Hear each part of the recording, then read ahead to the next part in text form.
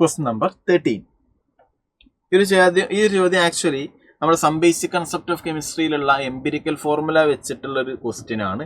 അതേപോലെ organic കെമിസ്ട്രിയിലുള്ള haloform ടെസ്റ്റും അതേപോലെ ഡയാസോട്ടൈസേഷൻ റിയേഷനെ കുറിച്ചൊക്കെ അറിഞ്ഞ ഒരു കുട്ടികൾക്ക് ഈ ക്വസ്റ്റ്യൻ ചെയ്യാൻ പറ്റുള്ളൂ. ഓർഗാനിക്കും ഫിസിക്കൽ കെമിസ്ട്രിയും തമ്മിൽ കണക്ട് ചെയ്തിട്ടുള്ളൊരു ചോദ്യമാണ് ഇത് കേട്ടോ. ഒരു സ്റ്റുഡൻ്റ് ഉണ്ട്, performed analysis of A aliphatic organic compound ഉണ്ട്. അനാലിസിസ് നടത്തിയപ്പോൾ കാർബണിൻ്റെ പെർസെൻറ്റേജും ഹൈഡ്രജൻ്റെ പെർസെൻറ്റേജും നൈട്രജൻ്റെ പെർസെൻറ്റേജ് ഒക്കെ കിട്ടി. ഈ കോമ്പൗണ്ട് HNO2 H2O ട്രീറ്റ് ചെയ്തപ്പോൾ ഡയാസോട്ടൈസേഷൻ നടത്തിയപ്പോൾ ഒരു കോമ്പൗണ്ട് കിട്ടി. ആ കോമ്പൗണ്ടിൽ ആരില്ല, നൈട്രജൻ ഇല്ല എന്ന് പറയുന്നുണ്ട്. Okay, however the compound Y അപ്പോൾ അയാൾക്ക് ഓക്സിഡേഷൻ നടത്തിയപ്പം കോമ്പൗണ്ട് Z കിട്ടി. ആ കോമ്പൗണ്ട് Z ഐഡോഫോൺ ടെസ്റ്റ് തരുന്നുണ്ടെന്ന് പറയുന്നുണ്ട്. നോക്കാം നമുക്ക്. അത് കാർബൺ ഉണ്ട്, ഹൈഡ്രജൻ ഉണ്ട്, നൈട്രജൻ ഉണ്ട് അല്ലേ. കാർബണിൻ്റെ പെർസെൻറ്റേജ് വന്നിട്ടുണ്ട് എത്ര, 61.01. അതിൻ്റെ അർത്ഥം ടോട്ടൽ 100 ഗ്രാം ഉണ്ടെങ്കിൽ അത് 61.01 ഗ്രാം കാർബൺ ആണ്. ടോട്ടൽ 100 ഗ്രാം ഉണ്ടെങ്കിൽ അതിൽ 15.25 ഗ്രാം ഹൈഡ്രജൻ ആണ്. ടോട്ടൽ 100 ഗ്രാം ഉണ്ടെങ്കിൽ അതിൽ 23.74 ഗ്രാം നൈട്രജൻ ആണ്. എംപിരിക്കൽ ഫോർമുല കണ്ടുപിടിക്കാം. എംപിരിക്കൽ ഫോർമുല എന്നിട്ട് ആ എംപിരിക്കൽ ഫോർമുല വരുന്ന ഓപ്ഷൻ നോക്കിയിട്ട് മാർക്ക് ചെയ്താൽ മതി. അത് വെച്ചിട്ട് ചെയ്യാൻ പറ്റുന്നില്ലെങ്കിൽ അടുത്ത സ്റ്റെപ്പിലോട്ട് പോകാം നമുക്ക്. ഓക്കെ, അപ്പോൾ ഇയാളുടെ എംപിരിക്കൽ ഫോർമുല കണ്ടുപിടിക്കുക. ഇനി അടുത്ത സ്റ്റെപ്പ് എന്താ, ഇതിൻ്റെ അറ്റോമിക് മാസിനെ കൊണ്ട് ഡിവൈഡ് ചെയ്യാനാണ് പഠിച്ചത്. ഹൈഡ്രജൻ്റെ അറ്റോമിക് മാസ് 1, നൈട്രജൻ്റെ അറ്റോമിക് മാസ് എന്താ 14. ഇത് ചെയ്താൽ എന്താ കിട്ടുക, ഇത് 5.08 കിട്ടും, ഇത് 15.25 കിട്ടും, ഇത് 1.69 കിട്ടും. അടുത്ത സ്റ്റെപ്പ് എന്താ, ഇതിലുള്ള ഏറ്റവും ചെറിയ നമ്പറിനെ കൊണ്ട് ഡിവൈഡ് ചെയ്യുക എല്ലാ നമ്പറും. ഇതിലുള്ള ഏറ്റവും ചെറിയ നമ്പർ ഏതാ, 1.69 അല്ലേ. അപ്പോൾ ഈ 1.69 ഇതിനെ കൊണ്ടും ഡിവൈഡ് ചെയ്യുക. 5.08 by 1.69, 15.25 by 1.69, 1.69 by 1.69. ഓക്കെ, അപ്പോൾ ചെയ്തെന്താ കിട്ടുകയെന്ന് അറിയോ, 3:9:1. അതായത് 3 കാർബണും 9 നൈട്രജനും 1 നൈട്രജനും. ഇതാണ് അതിൻ്റെ എംപിരിക്കൽ ഫോർമുല, ഏറ്റവും സിംപ്ലസ്റ്റ് ഫോർമുല. അപ്പോൾ അയാളുടെ മോളിക്കുലർ ഫോർമുല എന്താകാം, അത് എന്തും ആക്കാം. *1 ഇങ്ങനത്തെ ഒരു ഫോർമുല, മോളിക്കുലർ ഫോർമുല വരാം. അത് *2 ചെയ്താൽ അത് C6H18N2 വരാം. അല്ലെങ്കിൽ *3 ചെയ്താൽ C9H27N3 അതൊക്കെ വരാം. ഓക്കെ, ഒന്ന് ആലോചിച്ച് നോക്ക്, ഇയാൾ അതിൽ വരാൻ പറ്റുമോ? ഇവിടെ 1, 2, 3, 4 4 കാർബണാണ്. ഈ 3നെ എന്തിനെ കൊണ്ട് 1നെ കൊണ്ട് മൾട്ടിപ്ലൈ, 2നെ കൊണ്ട് മൾട്ടിപ്ലൈ 4 കിട്ടൂലല്ലോ, ഇല്ലല്ലോ, ഉറപ്പല്ലേ. അതുകൊണ്ട് ഈ ഓപ്ഷൻ എന്തായാലും വരില്ല. അടുത്തത് ഫിനൈൽ എന്ന് വെച്ചാൽ 6 കാർബണാണ്. 6ഉം 1ഉം 1ഉം അതായത് 8 കാർബൺ. ഇത് നമുക്ക് 8 ആക്കാൻ വല്ല ഓപ്ഷനും ഉണ്ടോ? ഇതിൻ്റെ സിംപിളസ്റ്റ് ഫോർമുല എങ്ങനെ ചെയ്താലും C3 വരില്ല എന്ന് ഉറപ്പല്ലേ മക്കളെ, ഉറപ്പല്ലേ. ഇത് എംപിരിക്കൽ ഫോർമുലയാണ്. നമുക്ക് കോമ്പൗണ്ട് ചോദിച്ചാൽ മോളിക്കുലർ ഫോർമുലയാണ് വേണ്ടത്. അപ്പം ഇതിന് മോളിക്കുലർ ഫോർമുല എന്താകാം, *1 ആകാം, ഇതാകാം, അല്ലെങ്കിൽ *2 ചെയ്താൽ എന്താണോ കിട്ടുന്നത് അതൊക്കെ ആകാം.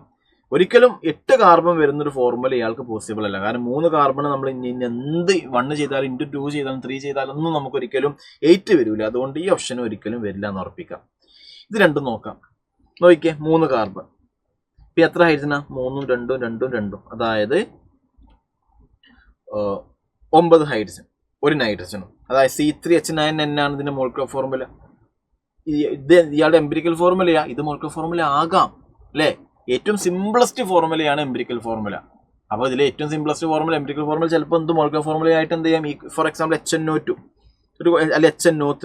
ഇതിന്റെ എംപിരിക്കൽ ഫോർമുലയും മോളിക്കുലർ ഫോർമുലയും സെയിമാ, 1:1:3. ഓക്കെ, അപ്പോൾ C3H9N. അപ്പോൾ ഇത് വരാം. ഇതും അതേപോലെ തന്നെയാണ്. ഇതിന്റെ ഐസോമറാണത്. 3 കാർബണും 9 ഹൈഡ്രജനും 1 നൈട്രജനും ഉണ്ടാവും. അതുകൊണ്ട് ഇത് 2 ഓപ്ഷൻ വരാം. അപ്പോൾ നമ്മൾ ചെയ്ത് നോക്കണം. ആ കോമ്പൗണ്ട് എന്ത് ചെയ്യുന്നുണ്ട്, HNO2 ട്രീറ്റ് ചെയ്യുന്നുണ്ട്. ഞാൻ തൽക്കാലം ഇത് എടുക്കുകയാണെ. ഇയാൾ HNO2 ട്രീറ്റ് ചെയ്ത് എന്താ കിട്ടുക എന്നറിയോ, അതായത് CH3 CH3 NO2 HNO2 അത് ഡയാസോട്ടൈസേഷൻ നടക്കുന്നുണ്ട്. അപ്പം എന്ത് കിട്ടും, CH3 CH3 ഇവിടെ N2+ കിട്ടും. പക്ഷെ ഇയാൾ ഒട്ടും സ്റ്റേബിൾ അല്ല എന്നൊക്കെ നിങ്ങൾ പഠിച്ചിട്ടുണ്ട്. അത് ആലിഫാറ്റിക് സിസ്റ്റത്തിൽ നിന്ന് കിട്ടുന്ന ഡയാസോണിക് സാൾട്ട് ഒട്ടും സ്റ്റേബിൾ അല്ല. അയാൾ കറസ്പോണ്ടിങ് ആൽക്കഹോൾ ആയിട്ട് മാറുന്നതാണ് പഠിച്ചത്. അപ്പോൾ ഇതാണ് നമ്മൾ ആൽക്കഹോൾ. ഇനി ഇയാൾക്ക് മൈൽഡ് ഓക്സിഡേഷൻ നടത്തി എന്ന് പറയുന്നുണ്ട് ഇയാൾക്ക്. അപ്പോൾ നമുക്ക് Y കിട്ടി. ആ Yയിൽ എന്തില്ല, നൈട്രജൻ ആറ്റമില്ല. കാരണം ആലിഫാറ്റിക് കോമ്പൗണ്ട് ഡയാസോട്ടൈസ് നടന്നാൽ നമുക്ക് കറസ്പോണ്ടിങ് ആൽക്കഹോൾ കിട്ടുന്ന നിങ്ങൾ അമീൻസ് എന്നുള്ള ചാപ്റ്ററിൽ പഠിച്ചിട്ടുണ്ട് മക്കളെ. ഓക്കെ, ഇയാൾ മൈൽഡ് ഓക്സിഡേഷൻ ചെയ്യാം. ഇത് സെക്കൻഡറി ആൽക്കഹോളാണ്. സെക്കൻഡറി ആൽക്കഹോളിന് ഓക്സിഡേഷൻ നടന്ന എന്താ കിട്ടുക, കീറ്റോണോ കിട്ടുക. അപ്പോൾ ഈ കീറ്റോണ ഐഡോഫോൺ ടെസ്റ്റ് തരുന്ന കീറ്റോൺ ആണോ, ആണ്. അല്ലേ? മീത്തൈൽ കീറ്റോ ഗ്രൂപ്പ് ഉണ്ടെങ്കിൽ അയോഡോഫോൺ ടെസ്റ്റ് തരും എന്നാ പഠിച്ചേ. CH3CO ഗ്രൂപ്പ് ഉണ്ട്, അപ്പോൾ അയോഡോഫോൺ ടെസ്റ്റ് തരും. അപ്പം ഈ പറഞ്ഞ എല്ലാ കാര്യങ്ങളും ഇയാൾക്ക് ഓക്കെയാണ്. അതുകൊണ്ട് ഏത് ഓപ്ഷൻ മാർക്ക് ചെയ്യാം? ഓപ്ഷൻ 3 മാർക്ക് ചെയ്യാം. ഇയാൾ എന്തുകൊണ്ടാണ് പറ്റാത്തത്? ഇയാൾ ചെയ്തെന്താ കിട്ടുക എന്ന് അറിയാം, നോക്കാം. CH3 CH2 CH2NH2 അല്ലേ എടുക്കുന്നത്. ഡയസോട്ടസ് നടന്നാൽ CH3 CH2 CH2OH വരും. ഇയാൾക്ക് ഓക്സിഡേഷൻ നടന്നാൽ എന്താ കിട്ടുക? CH3 CH2. മൈൽഡ് ഓക്സിഡേഷൻ ആയതുകൊണ്ട് പ്രൈമറി ആൽക്കഹോൾ ആൾഡിഹൈഡ് ആയിട്ടേ മാറുള്ളൂ. ഇയാൾക്ക് അയോഡോഫോൺ ടെസ്റ്റ് തരുമോ?